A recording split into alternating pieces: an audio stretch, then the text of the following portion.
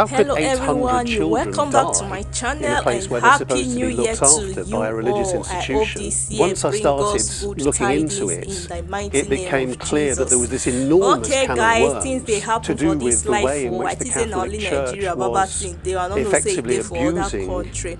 mothers Anyway, and make I not babies, talk and too not much, make just I in just leave una Tuam, make una but right enjoy across it, watch Ireland as this well. video and leave una I'm comment Lawrence for me Lee, and down I've been below. Do not covering forget stories to about what I like call and share this institutional video. violence against women in Ireland.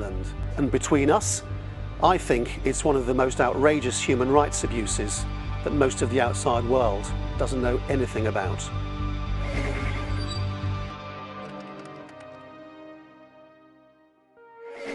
I'd never even heard of Tuam. It's a completely anonymous little place right in the middle of Ireland, which nobody had ever heard of at all until in 2014. This historian discovered that underneath there, and in the grounds of what used to be a great big mother and baby home, were the remains of 800 babies whose bodies had been dumped by the nuns who ran this home in sewage tanks. They didn't have coffins, they were wrapped in shrouds. How on earth could this have happened? Go back to the foundation of the Irish state just after the end of the First World War.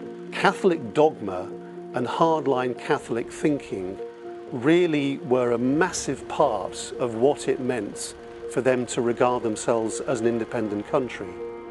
Becoming pregnant outside marriage in these times was regarded as a sin and effectively as a crime. Even if you were sexually abused or raped, it was demanded of you that you went with your unborn baby into the care of the religious orders, and they then were in charge of everything to do with your fate. From 1922, new mother and baby homes sprung up across the country, presented to young women as a solution to their shameful sin. In the near 7 decades of their existence, more than 30,000 women would pass through their doors. And so when the baby was born, which was without painkillers and without any sort of medical treatment to ease the suffering, we'd been told the nuns would whisper in the women's ears, "Was it worth this for your 2 minutes of pleasure?" And as soon as the baby was born, it was taken away from the mother, who was then forced to work for free in either the mother and baby home or one of the associated Magdalen laundries for a year, and then the baby was in the care of the nuns.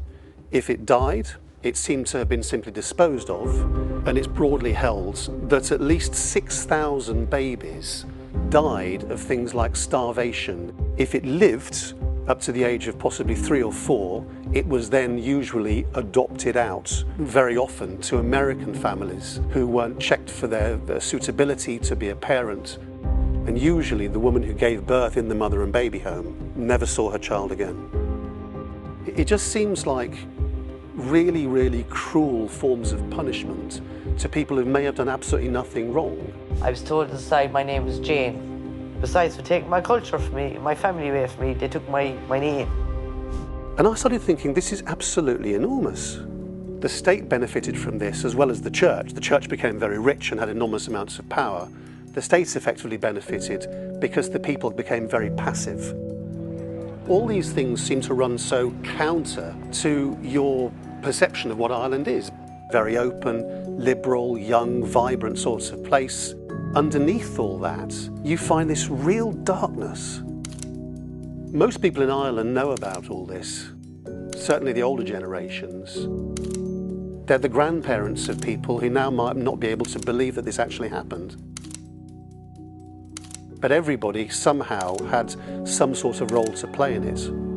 And my suspicion is that there is a whole load of national residual guilt and embarrassment about the role that society actively played in this institutional violence against women throughout much of the 20th century in Ireland.